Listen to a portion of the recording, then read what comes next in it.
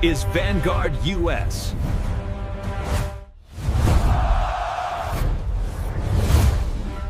It was exactly 11:47 a.m. when the oxygen seemed to leave the room. Again, going back to We were 2008, 17 Mr. minutes Acosta, into a who routine limited the congressional investigation questioning and that was limited the supposed search to be a warrants and victory limited the lap for parameters the of progressive left. investigation. But The only thing instead, we were able to it speak became to the publicly precise because he was moment given a Ilhan non-prosecution Omar agreement by realized Mr. she had Acosta committed a is that first career-ending time error. period from, I believe, don't quote Across me the on this, mahogany 97 to table sat 2001-ish. FBI Director And then when the Kash Trump Patel. administration His courageously hands opened were it. folded neatly over a bright red folder, his posture relaxed, his expression almost unnervingly serene. He looked like a man who had just placed a royal flush onto the felt and was simply waiting for the rest of the players to realize the game had already been decided. Omar was hunched forward, the tension visible in the line of her shoulders. A phone was pressed tightly to her ear as her lawyer whispered a frantic, jagged stream of advice. Around them, as the House Oversight Committee hearing room, usually a place of performative bickering and performative outrage, had fallen into a silence so heavy it felt structural. It wasn't the polite quiet of a captivated audience. It was the suffocating, frozen stillness that follows a high-speed collision. The world was watching. Nearly 47 million people were tuned in live.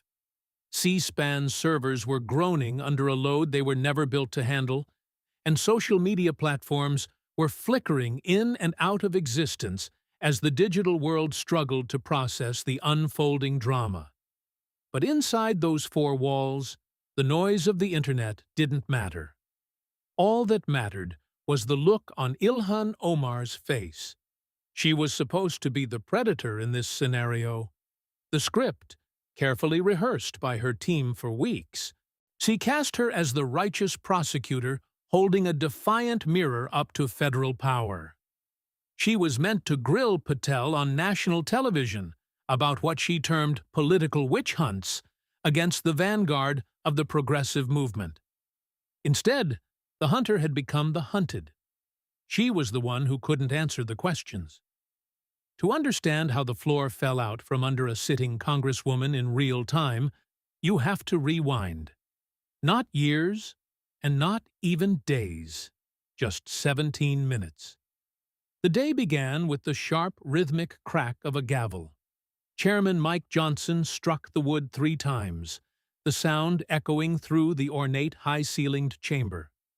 He declared the hearing of the House Oversight Committee in session, by stating that the purpose was to address grave concerns regarding FBI practices and allegations that the Bureau was being weaponized against sitting members of Congress. Johnson looked down at the witness table where Kash Patel sat alone. There were no handlers flanking him, no army of PR specialists, no frantic aides shuffling papers. He had a leather portfolio, a glass of water, and an air of absolute readiness. "Director Patel, thank you for appearing voluntarily today," Johnson said. Patel adjusted the microphone with a steady hand. "Thank you, Mr. Chairman. I'm happy to answer any questions the committee has." His voice was the hallmark of a career professional, measured, clinical, and devoid of the tremors that usually plague those sitting in the hot seat. Then came Omar. She leaned into her microphone. She dressed in a sharp purple hijab and a meticulously tailored black suit. Her eyes were bright, with the kind of confidence that comes from believing you are about to win. "Director Patel," she began, her voice cutting through the room with the precision of a blade. "I'm going to get straight to it, because the American people deserve straight answers." She paused, a seasoned politician's beat, allowing the cameras to lock onto her expression of stern resolve. She spoke of whistleblowers and credible reports. She spoke of progressive members being followed, of their private communications being monitored, and of a pattern of harassment by federal law enforcement. "These aren't random members, Director," Omar said, her volume rising with a practiced cadence. "They are progressives. They are Muslims. They are people of color. They are the members who dare to speak truth to power, who criticize American foreign policy, and who demand accountability from institutions exactly like yours. She leaned in, locking eyes with Patel. So let me start with a simple question. Yes or no? Is the FBI currently investigating any sitting member of Congress? Patel didn't blink. He didn't check a note or glance at an aide. Yes, Congresswoman. The room didn't just buzz, it buckled. There were audible gasps from the gallery. The rapid-fire clicking of digital shutters sounded like a line of machine guns. In the back row, a Republican staffer let out a profanity loud enough for the overhead mics to catch it. Omar allowed a thin, triumphant smile to touch her lips. She thought she had him. She had forced a sitting FBI director to admit, on live television, that the Bureau was targeting elected officials. And how many of those investigations, she pressed, target Muslim or progressive members? Some of the individuals under investigation identify as progressive, Patel replied calmly. Some identify as Muslim. But, Congresswoman, I need to clarify something important. Yes or no answers, Director, Omar snapped, cutting him off. She was riding the surge of the moment now. This is exactly what we feared. Political persecution disguised as law enforcement. You are targeting members who speak truth to power, who criticize. Congresswoman. Patel's voice sliced through her monologue. It wasn't loud. It wasn't aggressive. It was the sound of a scalpel. You asked for yes or no. I gave you yes. But in matters of law, context is the only thing that matters. May I provide it? Omar waved a hand with dismissive theatricality. You can provide it after you answer my questions. Director, have you personally authorized surveillance on any member of this committee? 3 rows back in the gallery, Omar's lead counsel was shaking his head with such violence it looked like a physical seizure. He was mouthing "no" over and over again, a silent prayer for his client to stop talking. He knew the golden rule of any cross-examination: never ask a question you don't already know the answer to. But Omar was intoxicated by the perceived scent of victory. She was so certain she was the prosecutor that she failed to realize she had just walked into her own cross-examination. Patel took a slow, deliberate breath. Congresswoman, I don't personally authorize individual surveillances. See, but I do review and approve recommendations from field offices when they meet probable cause standards established by federal law. So, to answer you, if a member of this committee is under investigation, it is because career FBI agents, not political appointees, found evidence of potential federal crimes serious enough to warrant one. Omar actually scoffed. The sound was dry and mocking, broadcasted instantly to millions of homes. Potential federal crimes.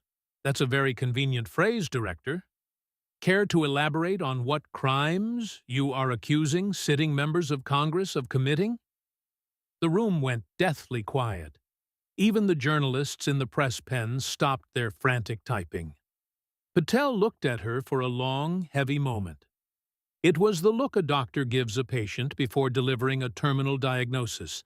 "Sir Congresswoman," he said, his voice measured and almost gentle, "are you sure you want me to answer that question in open session, on live television?" This was the final exit ramp, the last chance to swerve. Her lawyer was halfway out of his seat, his face a mask of desperation. But pride is a powerful anesthetic. Omar couldn't back down, not with the cameras rolling, not with her base watching. She had come to dismantle Kash Patel's credibility, and she couldn't show a flicker of weakness now. "Director Patel, I asked you a direct question," she said, her voice hardening. "What crimes are you accusing members of Congress of?" Patel held her gaze for one more beat, then nodded slowly. It was the nod of a man who had been given permission to do something he had been reluctant to perform, but was now fully committed to finishing. He signaled to an aide standing against the wall. Suddenly, the room was a blur of motion. The aide moved down the aisles, distributing sealed red folders to every member of the committee. Each one was stamped with a chillingly official label, "Cleared for public session." OG approved. The atmosphere shifted from a hearing to a crime scene. Republicans were tearing into the folders, their jaws dropping as they scanned the first pages. Democrats were speed-reading, their eyes darting back and forth, looking for the trap they knew had just been sprung. Omar's hands began to shake as she broke the seal on her own folder. It was a subtle tremor, but on the high-definition C-SPAN feed, it looked like an earthquake. Patel waited. He sat with his hands folded, neutral and patient. He like a professor waiting for his students to finish a particularly difficult pop quiz. "What you are looking at," he said, his voice cutting through the rustle of paper, "are redacted summaries of 3 ongoing FBI investigations. They involve campaign finance violations, wire fraud, and potential violations of the Foreign Agents Registration Act involving current members of the House. These summaries have been cleared by the Department of Justice Office of Legal Counsel and the Office of Government Ethics specifically for today's hearing." Omar looked up, her eyes wide, the color beginning to drain from her cheeks. "This is highly irregular. You can't just distribute active investigation files to—" "Congresswoman Omar," Patel's voice was sharp now, precise. "You called this hearing.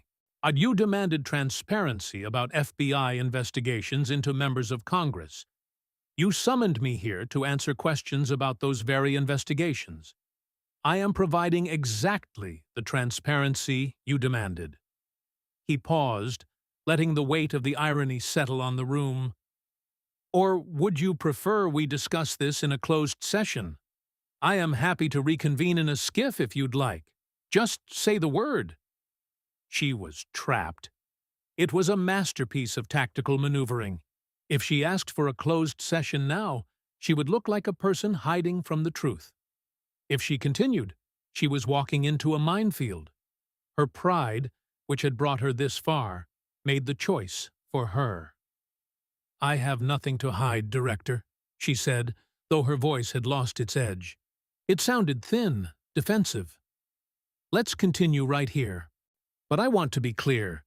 This seems like a coordinated attack on—" "May I ask you a question, Congresswoman?" Patel interrupted. This is my question time, Director." "Of course," Patel said. "Then let me answer your original question more specifically."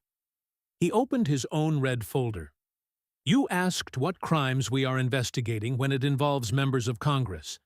Let me start with case file 2021-DC-4478. He looked down at the page, then back up at her. "It involves $2.7 million in campaign expenditures paid to a consulting firm owned by an individual with whom the candidate allegedly had an undisclosed personal relationship during the period of payment.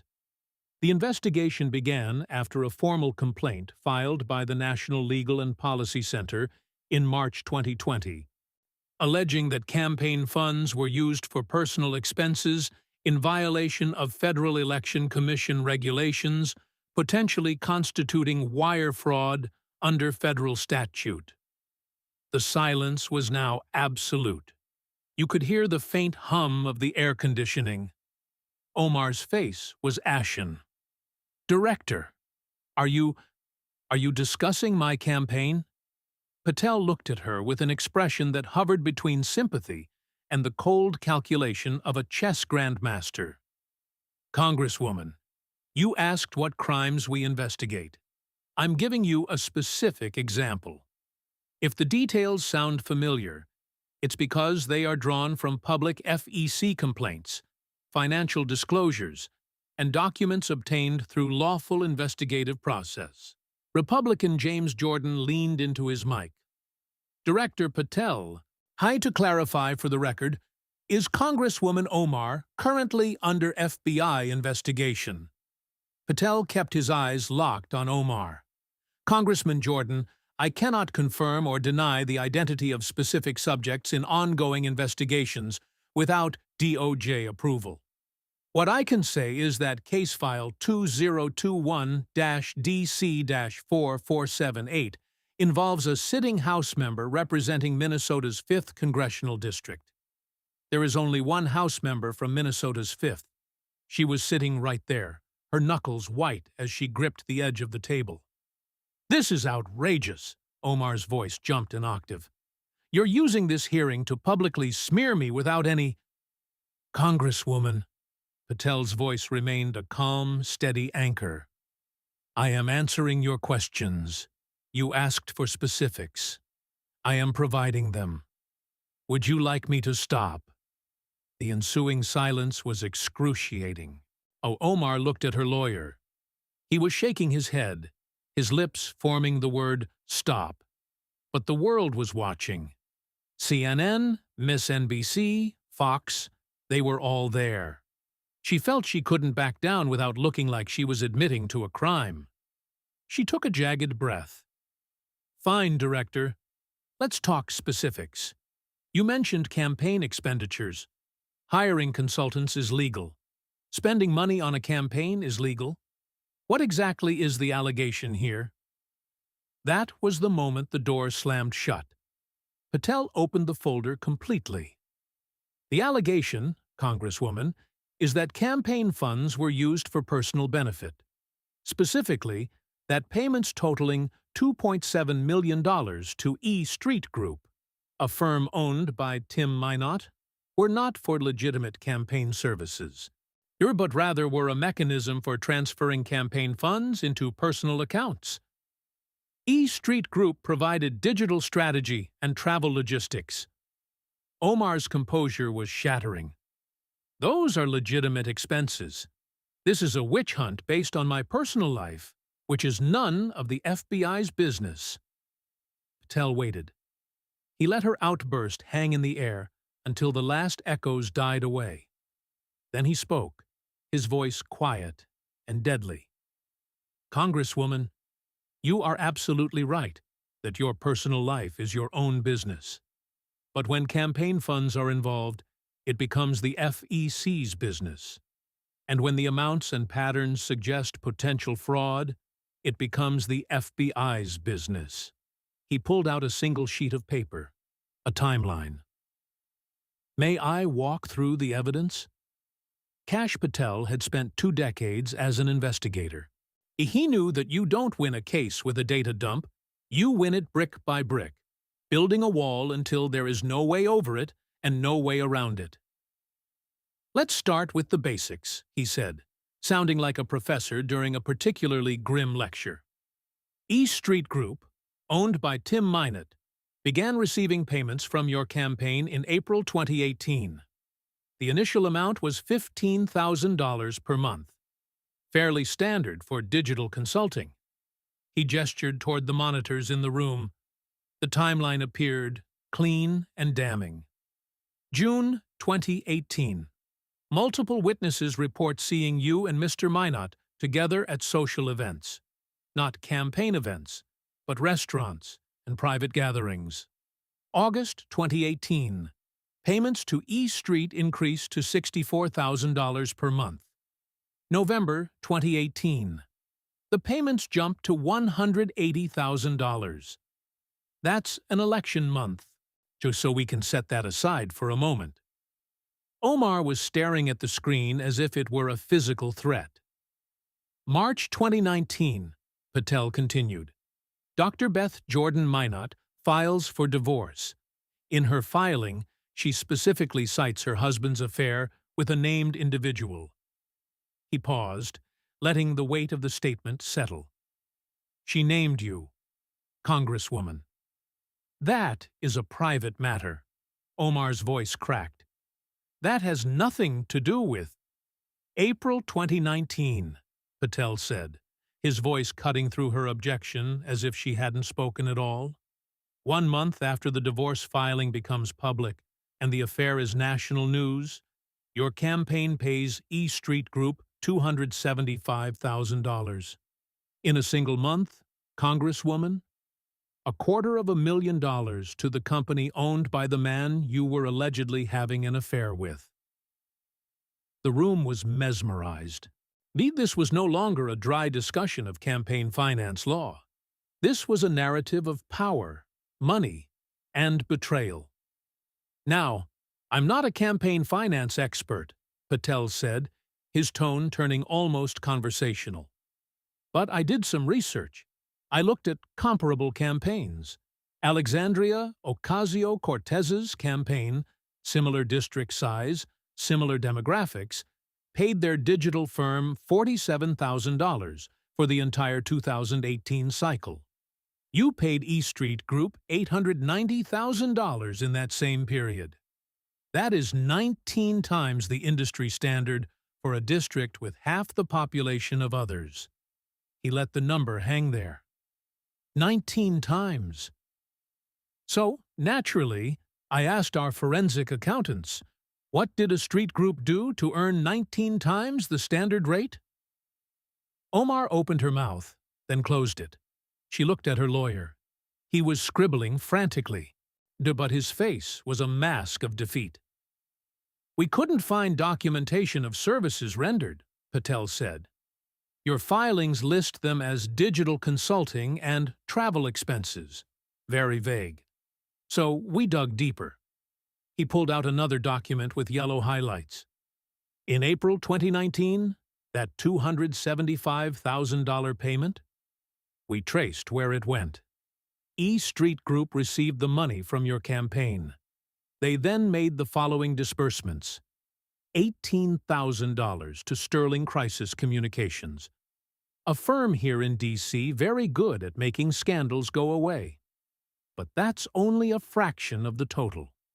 Where did the other $257,000 go? The silence was crushing. Every camera was locked on Omar's face. She looked like she was trying to find a way to disappear. Let me help you, Patel said, his voice taking on a tone that was almost kind, which made it infinitely more terrifying. Our accountants traced the wire transfers. $100,000 went to an LLC registered in Tim Minott's personal name. $75,000 went to a luxury travel company. The dates of that travel match Instagram posts from Mr. Minott's private account showing a 3-week vacation to the Maldives. He paused for effect.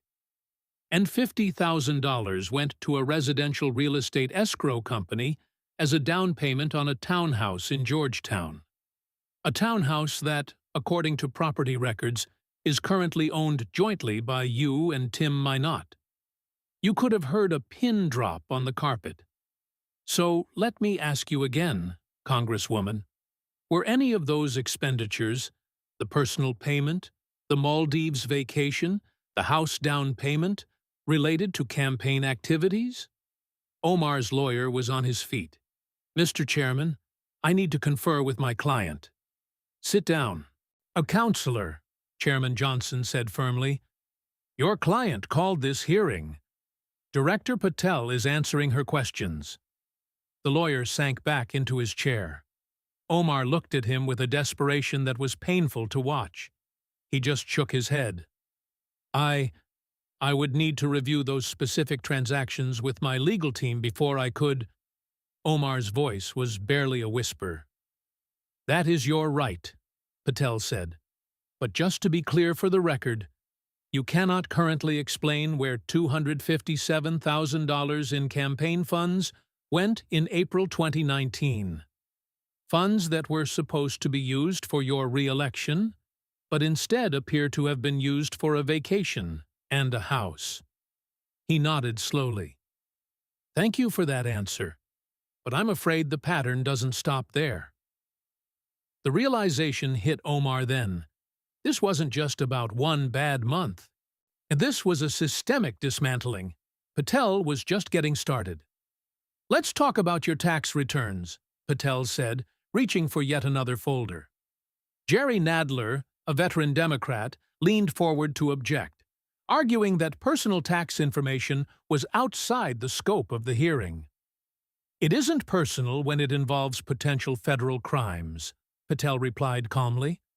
"And Congresswoman Omar's returns from 2014 and 2015 are relevant to this investigation." He looked back at Omar. "In 2014, you filed jointly with Ahmed Hirsi. You listed a residence in Minneapolis and claimed 3 dependents.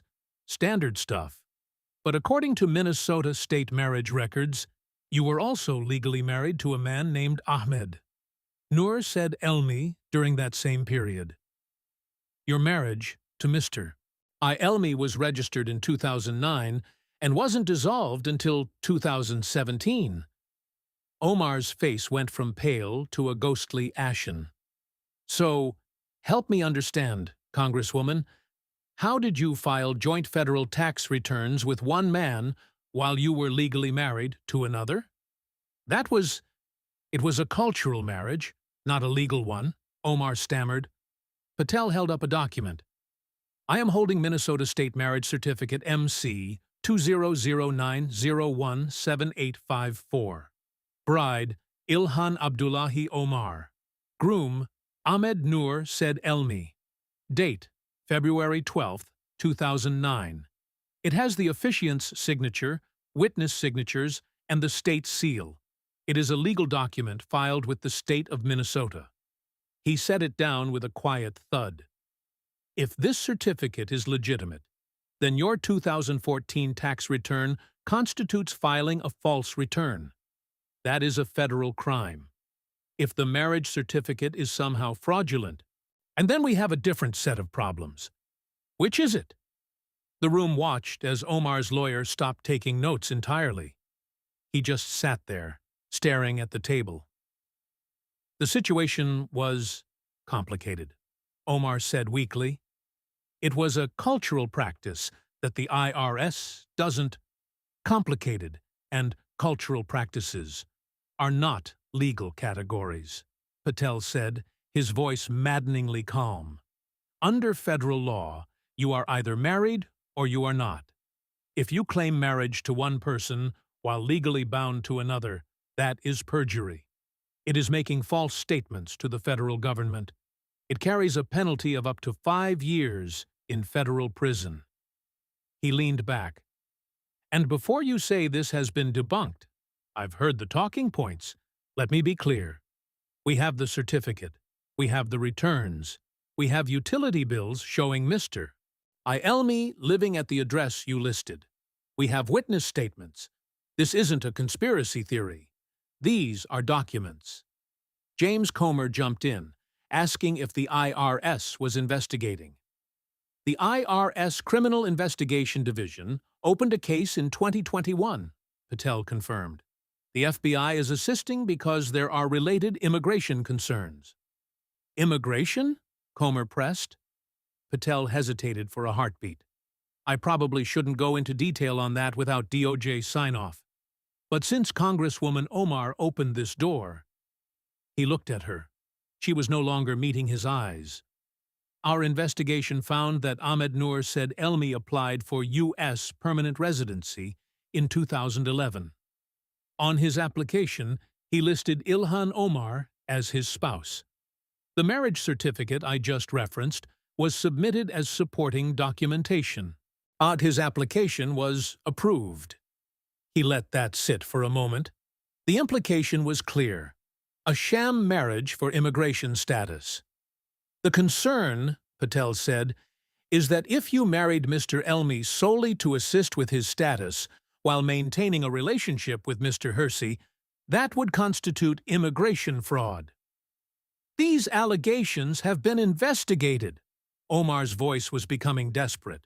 "Local media looked into this and found nothing." "Local media does reporting," Patel agreed. "The FBI does investigations. There is a difference. We have subpoena power. We have forensic accountants. We interviewed 12 witnesses who knew you during that period." 11 of them stated you never lived with Mr. Elmi as a spouse. 8 of them stated you maintained a romantic relationship with Mr. Hersey the entire time. 3 of them stated you explicitly told them the marriage was to help Elmi get his papers. Omar sat frozen. Her lawyer had his head in his hands. "Congresswoman, I'm not here to make accusations," Patel said. "I'm here to answer your question. What crimes does the FBI investigate when it involves sitting members of Congress? The answer is simple. The same crimes we investigate for anyone else. Tax fraud, immigration fraud, campaign finance fraud. The law applies equally, whether you are a congresswoman or a convenience store clerk." But Patel wasn't finished. He pulled out a thinner folder, this one marked with a different classification level. "In October 2017, you traveled to Istanbul," he said. "While there, and you met with officials from the Qatari government, specifically representatives from the Qatari embassy and the Qatar Foundation." "I meet with foreign officials all the time," Omar said, trying to find her footing. "That is part of my job on the Foreign Affairs Committee." "Absolutely correct," Patel agreed. "But here is what caught our attention. Within 6 months of those meetings, you became very publicly critical of Saudi Arabia and the UAE, which is your right. But you were notably silent on Qatar's human rights record, despite them having many of the same issues. I speak out where I think it is appropriate." "And that's fine," Patel said. "But then, in 2018, 2019, and 2020, your campaign received $187,000 in donations from individuals and entities with documented business ties to Qatari interests. I won't read the names, but they are in your folder. Donors with direct ties to Qatar Airways, the Qatar Foundation, and their Sovereign Wealth Fund." Omar was flipping through her folder with shaking hands. "Receiving donations is legal," Patel said. "Having policy positions is legal. But there is a law called the Foreign Agents Registration Act, FARA. It requires anyone acting as an agent of a foreign government to register with the Justice Department. Did you register as a foreign agent, Congresswoman?" "I am not a foreign agent. I am a United States Congresswoman." "The two are not mutually exclusive," Patel said. "If you advocated for policy positions favorable to Qatar in exchange for financial support, that requires registration. The law covers both personal payments and campaign donations." He pulled out his phone and set it on the table. "The FBI obtained, through a lawfully executed warrant, WhatsApp messages between you and an intermediary. The intermediary is a Qatari national with ties to the government." Omar had stopped breathing. "I can't read the messages verbatim without further clearance," Patel said, "but I can summarize the content. The messages discuss, and I quote, compensation for advocacy on Gulf policy issues and ensuring a favorable congressional stance on Qatar sanctions." He looked up. "Congresswoman, would you like to explain what compensation for advocacy means in this context?" The room was dead silent. Every eye was on Omar. You could see the sweat glistening on her forehead under the bright hearing room lights. She turned to her lawyer, whispering frantically. He whispered back, then grabbed her arm, his face urgent. Finally, she turned back to the microphone. I need to see the actual messages before I can respond." "Page 47, Patel said. "The passages are highlighted." Omar flipped to the page. As she read, her face went from ashen to a ghostly white. 10 seconds passed. 20. 30. The silence stretched until it was unbearable. "Congresswoman Omar," Chairman Johnson said, "do you need a moment to consult with your attorney?" She didn't answer at first. She just stared at the page. Finally, Her voice barely audible, she said, "I need to consult with my attorney." "That is your right," Patel said, his voice turning soft. "But I need to ask for the record. Are you invoking your Fifth Amendment right against self-incrimination regarding the questions about potential FARA violations?" There it was, 11:47 a.m. The frozen second where the world collapsed. Everyone in that room knew what pleading the Fifth meant. Legally, it was a constitutional shield. But politically, in the court of public opinion, it was a confession. Omar looked at her lawyer one last time. He nodded, a heavy, reluctant motion.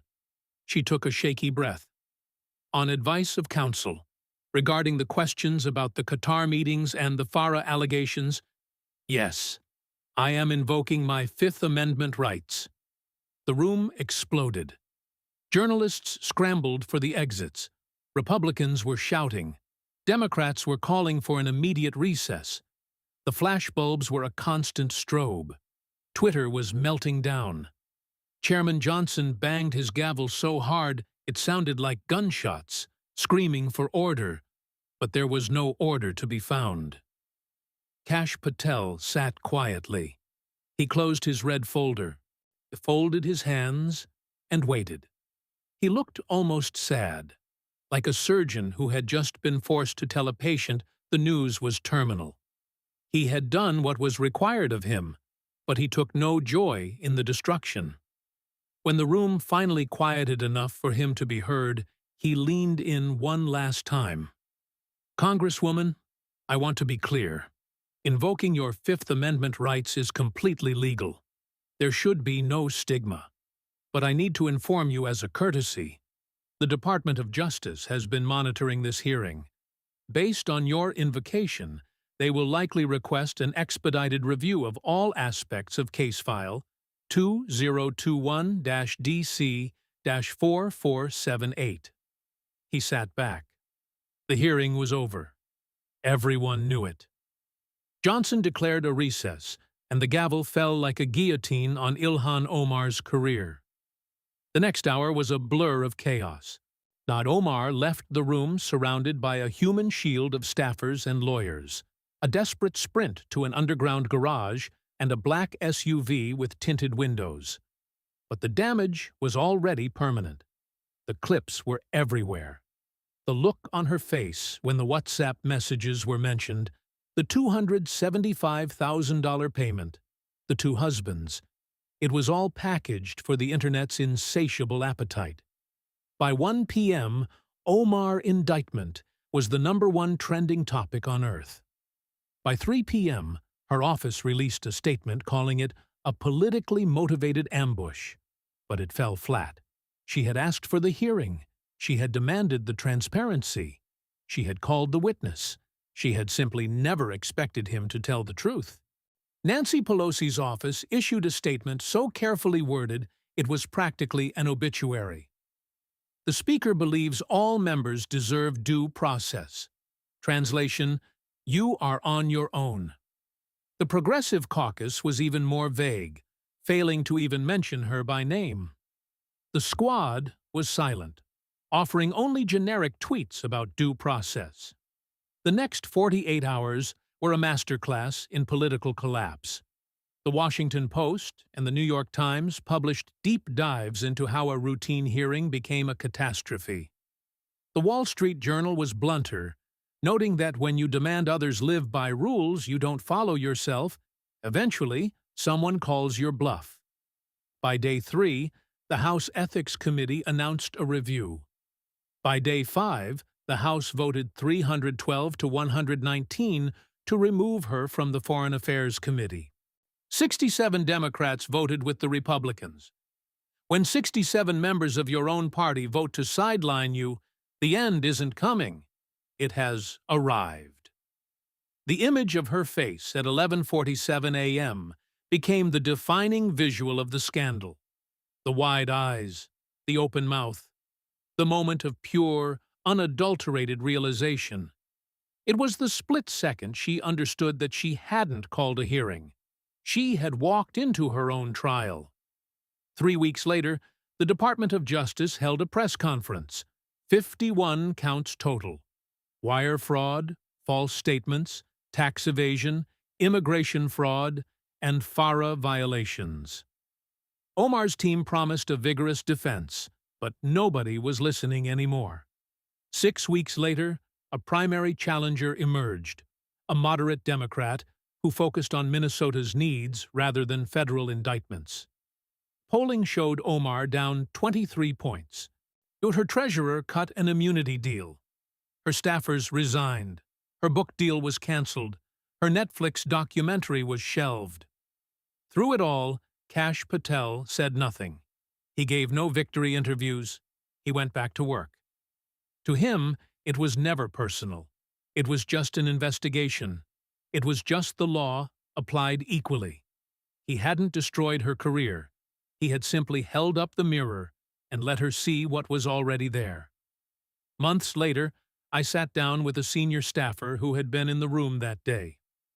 We were at a coffee shop in Georgetown, and I asked the question that had been on everyone's mind. Did Kash know? Did he know she was going to walk into it? The staffer smiled and took a sip of coffee.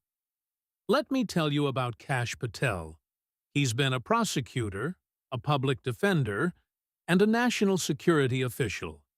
He knows how people work. And when she demanded that hearing, his team spent 2 weeks preparing.